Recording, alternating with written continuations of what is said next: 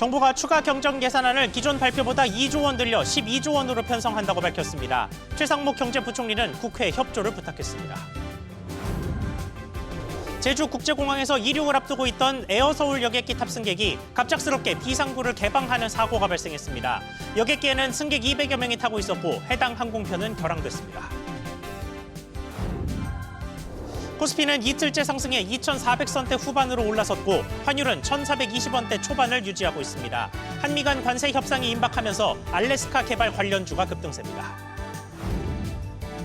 지난 2월 시중에 풀린 돈이 26조 원 가까이 늘어나면서 22개월 연속 증가세를 유지했습니다. 다만 위험 자산보다는 정기 예적금으로 자금이 쏠렸습니다.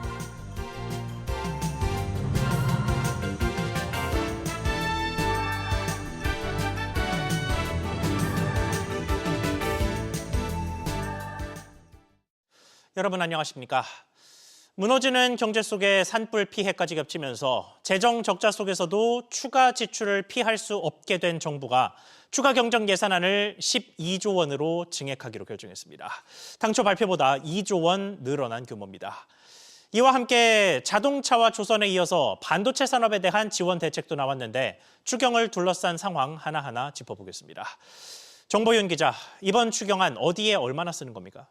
네, 재해 재난 대응에 3조 원 이상, 통상 AI 경쟁력 강화에 4조 원 이상, 소상공인 취약계층 지원에 4조 원 이상을 투입할 방침입니다. 이에 따라 추가 경정 예산안 총 규모도 기존 10조 원에서 12조 원으로 2조 원 늘어났는데요. 특히 AI 분야에는 1조 8천억 원을 추가로 투입하기로 했습니다. 이 밖에 수출 기업을 위한 정책 자금 25조 원을 신규로 공급하고 AI 반도체 관련 R&D 등에도 재정 지원을 2조 원 이상 확대합니다. 민생 지원책으로는 소상공인 대상 연 50만 원 수준의 부당 경감 크레딧과 저소득층 청년 등을 위한 정책 자금 확대 등이 포함됐습니다. 정부는 이 추경안을 조만간 국회에 제출할 방침인데요. 최상목 경제부총리는 추경안이 최대한 빠른 시간에 통과될 수 있도록 국회의 초당적 협조와 처리를 간곡히 부탁드린다고 말했습니다. 네, 그리고 다음 함께 나온 반도체 지원 대책은 역시 관세가 중요한 변수가 됐을 텐데 어떤 내용입니까? 네, 우선 반도체 산업에 대한 지원 규모를 26조 원에서 33조 원으로 대폭 확대하기로 했습니다. 반도체나 2차 전지 등 국가 첨단 전략 산업의 소재, 부품, 장비 생산 중소기업에 최대 50%의 투자 보조금을 지원합니다. 반도체 클러스터의 신속한 조성을 위해 기업이 부담하는 통전선로 지중화 비용의 70%를 국비로 지원하는 방안도 추진합니다. 다만 이를 위해선 국회에서 계류 중인 반도체 특별법이 통과돼야 합니다. 한편 국회에서는 오늘 오후 2시부터 경제 분야 대정부 질문이 열리는데 추경을 비롯한 통상 대응 등을 놓고 공방이 벌어질 전망입니다. SBS BJ 정보인입니다. 네, 현재 진행 중인 국회 대정부 질문 내용은 소식 정리되는 대로 다시 전해드리고 미국발 관세의 영향 조금 더 짚어보겠습니다. 올해 1분기 우리나라에서 생산된 차량의 북미 지역 수출이 꺾인 것으로 집계됐습니다. 관세 영향은 이번 달부터 시작됐는데 그 전부터 이미 영향을 받은 겁니다. 자세히 알아보겠습니다. 류정현 기자, 수출액 기준으로 100억 달러 선이 깨졌죠. 그렇습니다. 올해 1분기 우리나라에서 생산된 차량의 북미 지역 수출액은 모두 90억 6,300만 달러입니다. 지난해 1분기 100억 달러를 넘겼을 때보다 9.4% 줄었습니다. 북미 지역은 올해 1분기를 놓고 봤을 때 수출액 10억 달러 이상의 유럽, 아시아, 중동 등과 비교해 유일하게 수출액이 감소했습니다. 특히 이번 달부터 수입 자동차에 관세를 물리는 미국으로의 수출이 1분기 기준으로 11.2% 줄어든 77억 7천만 달러로 추산됐습니다. 산업통상자원부 관계자는 지난해 대미 자동차 수출 호조에 따른 기저효과가 있었다며 전기차 수요 정체 현상으로 판매 단가가 하락한 영향도 있는 것으로 보인다고 설명했습니다. 북미 지역 수출 감소 영향으로 올해 1분기 전체 자동차 수출도 1년 전보다 1.3% 감소한 173억 달러를 기록했습니다. 자, 내수 시장도 좀 살펴보겠습니다. 내수에서는 친환경차가 힘을 냈죠. 그렇습니다. 일단 지난 1분기 우리나라 자동차 내수 판매량은 1년 전보다 2.7% 늘어난 약 38만 8천 대입니다. 전기차, 하이브리드 같은 친환경차의 내수 판매가 16만 9천 대로 1년 전보다 21% 증가하며 두드러진 모습을 보였습니다. 특히 하이브리드 차량이 인기인데요. 올해 1분기 하이브리드 차량 내수 판매는 모두 13만 대로 1년 전보다 16% 넘게 늘었고요. 이보다 더 큰 전기 배터리를 탑재한 플러그인 하이브리드 차량도 3,600대가량 판매되며 1년 전보다 판매량이 2배 넘게 늘었습니다. 전기차 내수 판매도 약 34,000대로 1년 전보다 36%가량 증가했습니다. SBS 비즈 유정현입니다. 오늘 오전 이륙을 준비 중이던 항공기 비상문을 승객이 여는 사고가 발생했습니다. 이로 인해 비상탈출 에어슬라이드까지 펼쳐지면서 항공편은 결항됐습니다. 여객기 대형 사고가 발생한 지 얼마 되지 않은 시점이라 더 놀랄 수밖에 없던 소식인데 자세한 내용 짚어보겠습니다. 조슬기 기자. 네, 조슬기입니다. 네, 일단 정확한 사고 내용부터 전해주시죠. 네, 제주국제공항에서 오늘 오전 이륙을 앞둔 에어서울 탑승객이 갑자기 비상문을 열어 여객기 출발이 지연되는 사고가 발생했습니다. 오전 8시 15분쯤 제주발 김포행 에어서울 RS902편 항공기가 이륙을 위해 활주로에 진입하던 중 한 여성 승객이 비상문을 개방했는데요. 이로 인해 비상탈출 슬라이드까지 내려오면서 항공기는 기동 불능 상태가 됐고 한국공항공사가 견인차로 이 항공기를 주기장으로 옮겼습니다. 다행히 인명피해는 없었고 해당 항공편은 결항 처리됐습니다. 출발은 오후 2시로 지연됐고 200여 명의 승객들은 대체 항공편을 활용해 이동한 것으로 전해졌습니다. 네, 어쨌든 항공기가 느리게나마 움직이는 도중에 비상문이 열렸다는 얘기인데 승객은 비상문을 왜 연 겁니까? 네, 해당 승객은 답답함을 호소하며 문을 연 것으로 전해졌습니다. 이 승객은 항공보안법 위반 혐의로 현행범으로 체포돼 공항경찰대에 인계됐는데요. 경찰 조사 결과 해당 승객은 폐소공포증으로 정신과 치료를 받았던 것으로 확인됐습니다. 경찰은 현재 항공기 승무원 등을 상대로 정확한 사고 원인을 조사하고 있습니다. 한편 2023년 5월에도 승객 194명이 탑승한 제주발 대구행 아시아나항공 여객기에서 착륙 직전 승객이 비상문을 여는 사건이 발생했는데요. 이 승객은 항소심에서 항공보안법 위반 등의 혐의로 징역 3년에 집행유예 5년을 선고받았습니다. SBS 비즈 조슬기입니다. 기업들 움직임 계속해서 전하겠습니다. 현대백화점그룹의 가구 매트리스 자회사인 지누스가 중국 공장을 매각한 것으로 파악됐습니다. 지누스는 3년 전 정지선 회장이 신사업 확장을 위해 1조 원 상당을 투자해서 인수했는데 실적 부진이 장기화되면서 여전히 그룹의 아픈 손가락으로 남아있는 회사입니다. 신채연 기자. 네, 신채연입니다. 네, 중국 공장 소식부터 전해주시죠. 네, 업계에 따르면 현대백화점그룹은 지난 1월 지누스 중국 장저우 공장을 6,322만 위안, 우리 돈으로 약 123억 원에 팔았습니다. 지누스는 기존의 중국 공장 3개를 비롯해 미국과 인도네시아 등 모두 7개 생산기지를 두고 있었는데요. 이번 매각으로 6개로 줄어든 겁니다. 현대백화점그룹은 생산성 효율화와 이익 극대화를 위한 사업구조 개편 차원이라고 설명했습니다. 네, 지누스 실적 부진이 계속되는 모습이죠. 네, 지누스는 지난해 매출 9,204억 원으로 3.3% 줄었고 53억 원의 적자를 냈는데요. 지누스의 영업이익은 지난 2021년 700억 원대였지만 2022년 600억 원대, 2023년엔 100억 원대로 70% 넘게 급감했습니다. 지누스는 2022년 정지선 현대백화점그룹 회장의 빅딜로 주목받았는데요. 그룹 입장에선 역대 최대 규모의 인수합병입니다. 하지만 가구 업황 부진 등의 영향으로 현대면세점과 더불어 실적이 내리막인데다 미국 시장 비중이 큰 점이 미국의 고관세 정책 상황에서 큰 변수가 될 전망입니다. 이런 가운데 지누스는 정백대 대표가 이사회에 합류하며 구조 개편과 글로벌 수익성 개선에 집중하고 있습니다. SBS 비즈 신채원입니다. 다른 기업들 곳곳에서는 수익성 개선을 위해 제품 가격을 속속 올리고 있습니다. 일부 기업에는 공정거래위원회의 조사도 시작됐죠. 그런데 저가 커피로 인기를 끌다가 최근에 가격을 높인 곳이 지난해 역대급 이익을 남겼던 것으로 나타났습니다. 이러면 원가 부담을 견디기 어려웠다는 해명이 석연찮아지는데 어떤 상황인지 보겠습니다. 정대한 기자. 네, 정대한입니다. 네, 메가커피와 컴포즈 커피 두 곳의 이야기죠. 문제가 원가가 아니고 유명 모델을 쓴 비용이다라는 지적이 나오던데 실제로 비용이 어떻습니까? 네, 메가커피를 운영하는 엔하우스의 광고 선전비는 2023년 125억 원에서 지난해 188억 원으로 50% 넘게 급증했습니다. 메가커피는 지난 2022년부터 광고계에서 몸값이 최고가인 손흥민 선수에 더해 NCT 위시 등 K-팝 스타들도 여러 모델로 기용했습니다. BTS 멤버 비가 모델인 컴포즈 커피의 광고 선전비도 같은 기간 17억 원에서 77억 원으로 4배 넘게 늘었습니다. 이외에 유명 연예인 덱스를 모델로 기용한 더벤티의 광고 선전비도 4배 가까이 늘었습니다. 네, 그리고 가격을 잇따라 올리고 있고요. 네, 그렇습니다. 컴포즈 커피와 더벤티가 2월, 3월에 걸쳐 커피값을 올린 데 이어 메가커피도 오는 21일부터 가격을 인상합니다. 특히 메가커피는 지난해 영업이익이 1,000억 원을 돌파하며 1년 만에 55%나 급증했음에도 가격 인상에 나서는 건데요.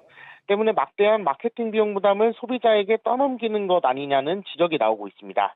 여기에 메가커피와 컴포즈 커피는 가맹점주들도 광고 비용 일부를 분담하는 구조여서 점주들의 운영 부담도 가중됐다는 볼멘 소리도 나옵니다.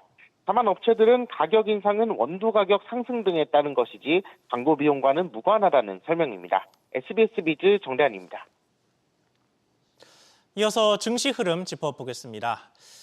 코스피는 지난주에 급락분을 완전히 회복한 채 1% 넘게 올라 2,400선대 후반에서 움직이고 있습니다.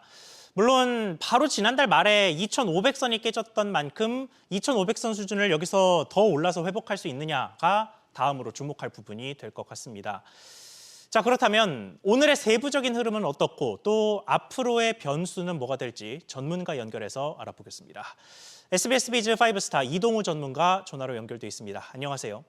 네, 안녕하세요. 네, 주요 업종들 흐름을 좀 보니까 오늘은 철강주가 특히 크게 오르고 있더라고요. 이렇게 상승하고 있는 이유는 뭐고 또 그 밖에 오늘 주목할 만한 흐름은 뭐가 있었습니까? 네, 전일 트럼프 대통령이 자동차 부품 관세를 면제를 시사했고요. 한국 등 5개국 우선 협상 대상국을 언급하면서 자동차 대표주인 현대차와 기아차가 4%에서 5%대 상승을 보였고 관련 부품주인 HL만도, 현대모비스, 성우하이텍 등도 자동차 부품주로서 강세를 보였습니다. 또한 한미 상호관세 협상 돌입하면서 알래스카 LNG 관련 첫 테이블이 마련될 것으로 기대하면서 중소형 철강주인 하이스틸, 넥스틸 그리고 동양철강 등도 강세를 보였습니다. 반면에 조선중공업, 조선기자재 쪽은 최근 시장보다 빠른 강세를 보이면서 단기 차익 실현 부담을 보였고 바이오제약 등 트럼프 대통령이 품목별 관세 예정 업종으로 언급을 하게 되면서 부담을 가졌고요.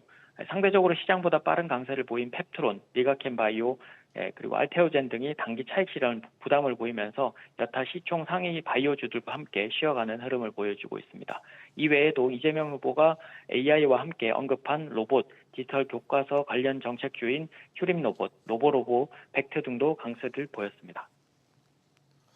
네, 그러면 최근에 증시 회복세가 어디까지 이어지겠느냐, 고점을 어디까지로 가져가겠느냐, 이거를 아마도 투자자분들이 많이 궁금해하실 것 같습니다. 앞으로 증시의 변수가 뭐가 있겠습니까? 네, 기술적인 부분을 보면 코스피는 2,490포인트, 코스닥은 715포인트 부근 정도가 저항으로서 자리를 잡고 있고요. 이번 주 반등과 조정은 그 부분에서 이뤄질 것으로 예상이 됩니다. 변수로는 당장 내일 있을 미국의 3월 소매 판매와 산업 생산이 중요한 지표로 작용할 것으로 보이고 뒤따르는 파웰 의장 연설에서 향후 금리에 대한 매파적인 발언이 나온다면 시장은 빠른 반등보다는 조정 분위기나 쉬어가는 흐름이 예상이 되고요. 미중 관계 개선 여부와 트럼프 대통령의 오락가락하는 관세 발언에 시장은 확실한 모멘텀 확인하기 전까지는 국내 대표 업종인 반도체, 2차 전지, 자동차는 외국인 투자자의 연속적인 매수 체크가 필요할 듯하고요. 관심 가져야 될 업종 중에서는 이제 미국의 전략적 이해가 걸린 상황에서 한국의 조선 역량을 필요로 하고 있기 때문에 조선업, 중공업이나 기자재 쪽 그리고 종목적으로는 이제 동성화인텍이나 태광을 우선적으로 보시고요. 상호 관세를 좀 피했으나 이제 바이오 보안법 추진과 4월 말에 있을 AACR 2025에 기대감이 있는 바이오 제약 중에서는 리가켄 바이오와 알테오젠에 주목하시면 좋을 것 같습니다. 또한 시장이 답답한 모습을 계속적으로 현재처럼 이어간다면 현재 정책 테마주와 신규 상장주의 순환매가 빠른 편이기 때문에 단기적으로는 그쪽에 포트를 압축해서 보시면 좋을 것 같습니다. 네, 지금까지 5스타 이동우 전문가였습니다. 말씀 감사합니다. 지난 2월 시장에 흐르는 돈이 26조 원 가까이 늘어난 것으로 나타났습니다. 22개월 연속 늘었으니 자금은 계속해서 많이 풀렸다고 볼 수 있는데 이 자금 중에 상당 부분이 예적금으로 쏠리면서 비교적 보수적인 흐름을 보였습니다. 이유 짚어보겠습니다. 이한나 기자. 네, 이한나입니다. 네, 일단 전체적인 통화량은 어땠습니까? 네, 오늘 한국은행이 발표한 2025년 2월 통화 및 유동성에 따르면 지난 2월 평균 광의 통화량은 4,229조 5천억 원으로 전월보다 0.6%, 25조 7천억 원 늘었습니다. 2023년 5월 이후 22개월째 증가세입니다. 금융 상품별로 보면 정기 예적금이 8조 5천억 원, 금전 신탁이 4조 9천억 원으로 전월보다 증가했고요. 시장형 상품이 3조 5천억 원, 금융채가 2조 7천억 원 감소했습니다. 네, 자금이 왜 이렇게 예적금으로 쏠렸습니까? 네, 한은 이후 당시에는 기준금리 인하 전망이 점점 높아지던 시기였기 때문에 자금을 상대적으로 예치하려는 수요가 있어 정기 예적금이 늘어났다고 설명했습니다. 한은은 지난 2월 말 기준금리를 연 3%에서 2.75%로 0.25%포인트 인하한 바 있습니다. 경제 주체별로 살펴보면 정기 예적금, 기타 수익증권을 중심으로 가계와 비영리 단체는 3조 6천억 원 증가했습니다. 또 기타 통화성 상품과 MMF를 중심으로 기업도 4조 원 늘었습니다. 언제든 현금화가 가능해 높은 수익률을 따라 움직이기 쉬운 자금인 협의통화, M1도 증가했는데요.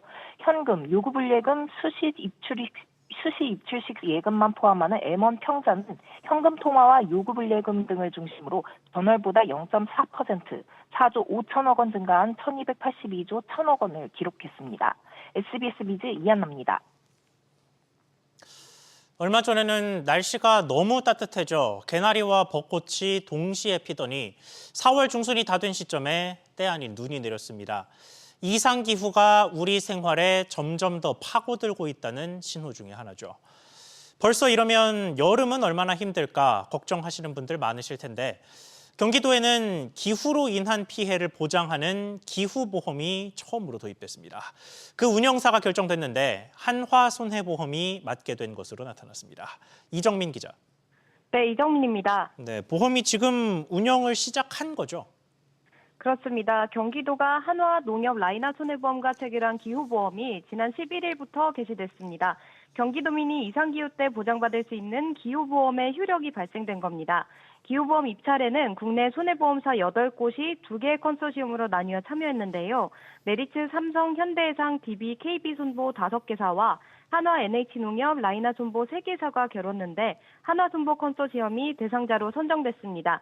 주보험사는 한화손해보험으로 보험금이 청구되면 한화손보가 61.4%, 라이나가 19.7%, 농협이 18.9%의 금액을 보상합니다. 피보험자가 10만 원의 보험금을 청구하면 약 6만 원을 한화손보가, 나머지 회사가 약 2만 원씩을 주게 되는 구조입니다. 네, 그러면 구체적으로 무슨 피해를 보상해 줍니까? 네, 기후보험은 폭염이나 한파 등 이상기후로 인한 피해 발생 시 보험금을 지급하는 제도인데요. 경기도민들은 이 보험에 자동으로 가입돼 온열 질환 등에 대해 1년에 한 번 10만 원 한도의 진단비를 받을 수 있습니다. 또 자연재해로 인한 사고에는 30만 원 한도의 위로금 등을 받을 수 있습니다. 사업자 선정을 위한 1차 입찰 당시 주보험사는 NH농협손보였지만 2차 입찰 과정에서 한화손보로 변경됐는데요. 한화손보는 당사가 입찰에 필요한 상품 담보 개발을 일정 내에 마칠 수 있어 주관사를 맡게 됐다며 상품 담보 개발은 농협손보 상품팀의 도움을 받아 개발했다고 설명했습니다. 이상기후로 피해를 입은 도민들이 청구 서류와 함께 신청하면 보험사는 사흘 안에 보험금을 지급하게 됩니다. SBS 비즈 이정민입니다.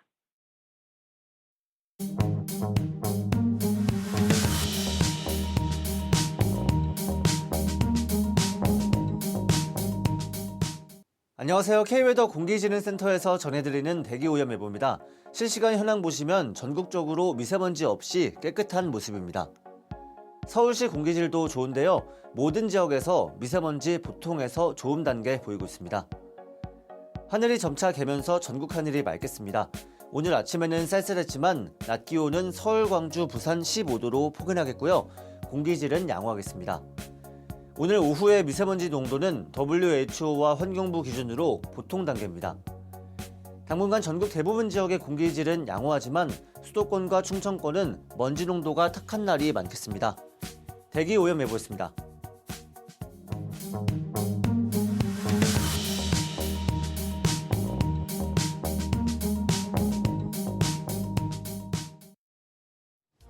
뉴스 마치겠습니다. 시청해주셔서 고맙습니다.